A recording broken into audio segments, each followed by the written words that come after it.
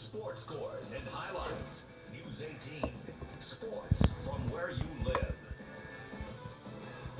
Baseball is almost back. Chicago Cubs pitchers and catchers report to spring training tomorrow in Mesa, Arizona. A couple days ago, I sat down with Lafayette's own Cub, Clayton Richard. Primarily a starter throughout his career, Richard played a utility role last season for the Cubbies, spot starting when needed and coming out of the bullpen. Richard says he sees himself filling a similar role this season. Hopefully I can impress enough people to make them realize I can be a viable option starting. That's always what I've worked to do, and what I want to do is take the ball to start the game and set the tone. We have a lot of guys though, and we have a deep staff, so wherever they slot me in, I'll be ready to go. But I think for myself, going into the spring, just prepare as a starter, because if you prepare as a starter, you're going to be able to fall back into a relief role a lot easier than if you're the other way around.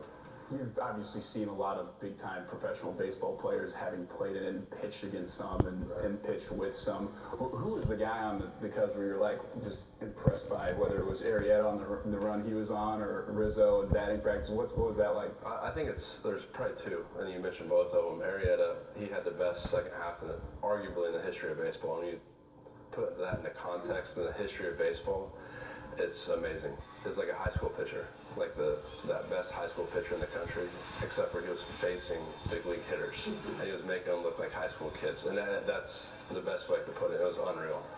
And then Rizzo, because we played together in San Diego, so to see him from that rookie that just got called up, and then not be around him for a few years, and see the leader and the type of player he's turned into, it was very neat to see his growth and progression. Theo and company not holding back in free agency, obviously. I'm assuming you've never been a part of a team with so much promise heading into a season. How do you guys in the clubhouse balance that with the expectations you have for yourself? Everyone gets caught up because everyone else is watching TV and they're saying the Cubs are going to finish first, they're going to be so good.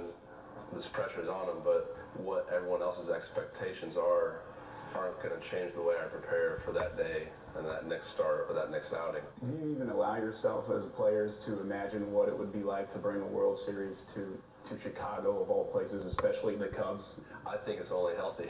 I think that's the way to do it, is to have that visualization kind of through the off season. But this time of year, going into it, you visualize those type of things when you're working. You kind of think how great it would be to be the top team in baseball, to bring a championship to Chicago when they haven't had one in so long. What would happen in Chicago? The Cubs win the World Series. I don't know. I want to be there to find out, though. Should be a fun summer. Clayton and the Cubs kick off the regular season in exactly 45 days, April 4th in Los Angeles against the Angels.